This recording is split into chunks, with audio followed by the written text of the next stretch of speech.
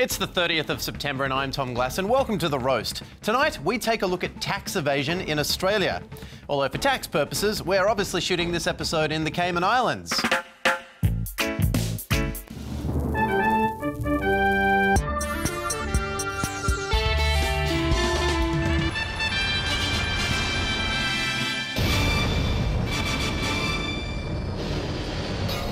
If I'm being completely honest, this whole show is actually just a shell corporation for our actual, very profitable business, wallet pouches.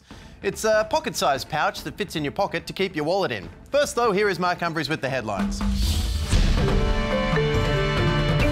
The ABC's international broadcasting service, the Australian network, has been taken off air, and there are rumours several ABC programs will be cancelled. In the words of a niece at a Christmas party that's gotten a bit out of control, what the is happening with Auntie? On Sunday, Foreign Minister Julie Bishop appeared on ABC's Insiders program. No, not to cancel it, to bid farewell to international viewers. The Australian network is about to close down.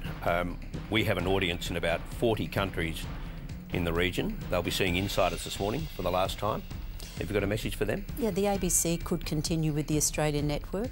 Could it? I swear I saw something about that in the May budget. The government will terminate the Australian network contract with the Australian Broadcasting Corporation. I'm guessing Julie Bishop knows some way to keep doing your job, even though your contract's been terminated. Good news, Todd Carney. The Cronulla Sharks may have terminated your contract, but don't let that stop you. Just run out onto the field and start tackling people. But the Australian network is just the beginning of the government's cuts to the ABC, as Communications Minister Malcolm Turnbull foreshadowed. Cuts have been made to the ABC in the budget, which we have said are a down payment on the review. That means we would expect more savings to be forthcoming following this process. Translation, I'm going to cut you now, but that's just a down payment on later when I'm going to stab you. The ABC is currently deciding what programs to axe to meet the savings targets, so let's take a look at what programs are reportedly on the chopping block. You've got the state and territory-based 7:30 programs such as 7:30 NT. Sorry, Northern Territory, you're going to have to get your investigative reporting from the NT News.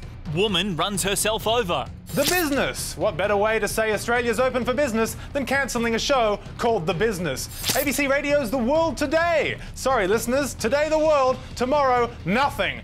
And flagship current affairs program PM. Because why do you need experienced journalists to hold politicians to account when there are commercial radio hosts who do just as good a job?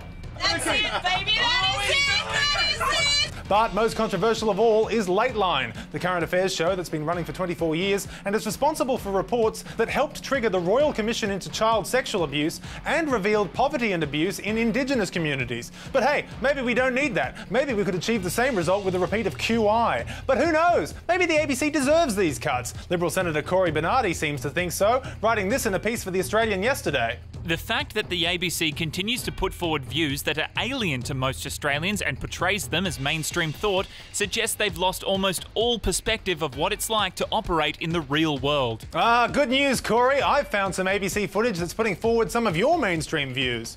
Senior Liberal Cory Bernardi was forced to quit the front bench for suggesting same-sex marriage might lead to acceptance of bestiality.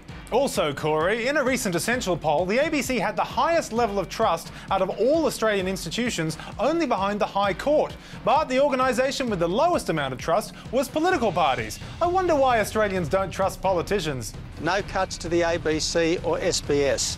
Oh yeah, but I think we all know what would really satisfy the coalition, and that would be if the Australian Broadcasting Corporation became the Australian Broadcasting Corporation. For The Roast, I'm Mark Humphries.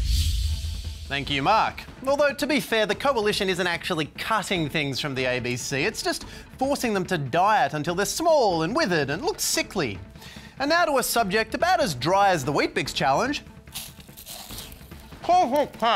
Well, thankfully, the newsmedia has been making a valiant effort to make it as exciting as possible. In a world of widening inequality, it is perhaps the most pernicious injustice of them all. Sorry, I did say as exciting as possible. Oh. In a world of widening inequality, it is perhaps the most pernicious injustice of them all. Is it apartheid?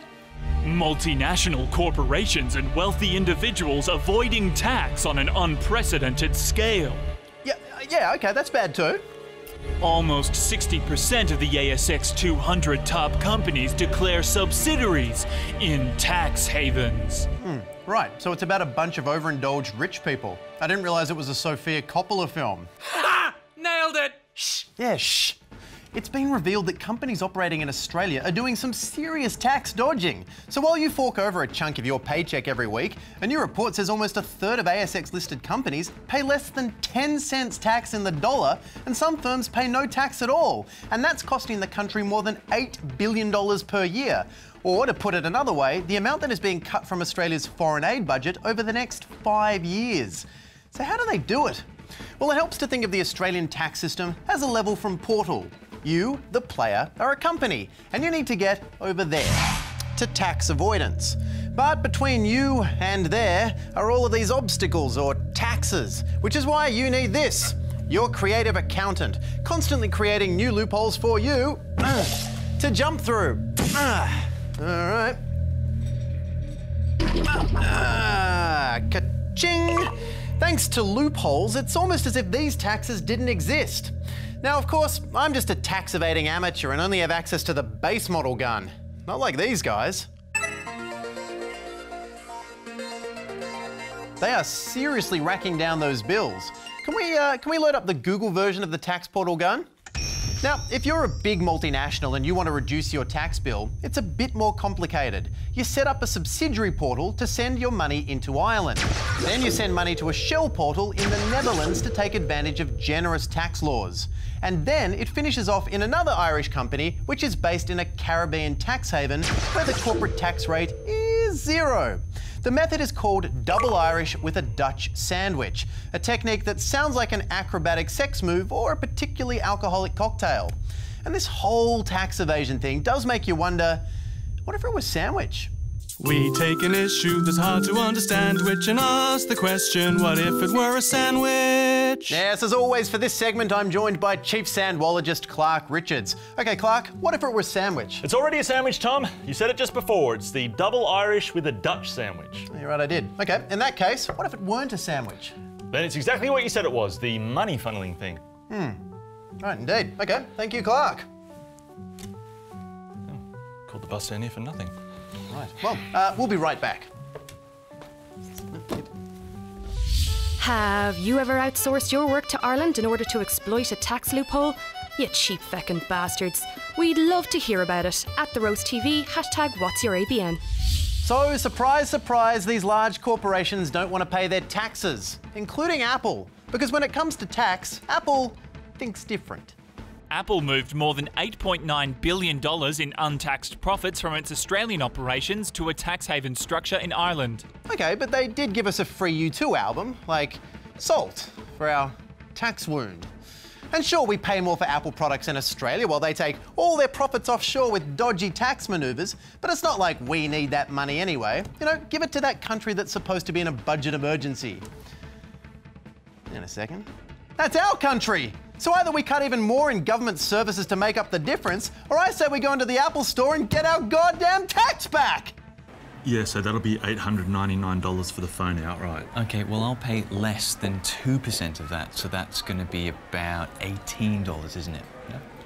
No, it's $899. Yeah, I know, but I'm going to send it to my friend in the Netherlands. He's going to keep it for a while, then he'll post it back to me via a tropical island, by which point I'll hardly owe you any money for the phone at all. Yeah? The Netherlands? Well, you'll need to sort out international roaming. No, it's fine. I'm not actually going to touch the phone until it's been funneled through all the correct channels, so... Would you like insurance for an extra $7 a month? But the good news is that the Treasurer has made this issue a focus of the upcoming G20 Leaders Summit in Brisbane in November. So we finally have a government that's going to get serious about helping the ATO end years of corporate tax avoidance. The ATO is expecting savage cuts following the release of the budget papers, with 2,100 people to go by the end of October.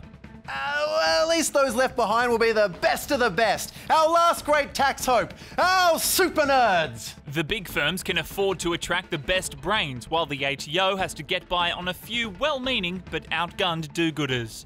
The best of the best intentions. So if we only have outgunned do-gooders, then I guess we'll just have to wait until the day when giant corporations become responsible corporate citizens and pay their taxes. Good night. Ha! Nailed it! No, that wasn't a joke. Yeah, it was.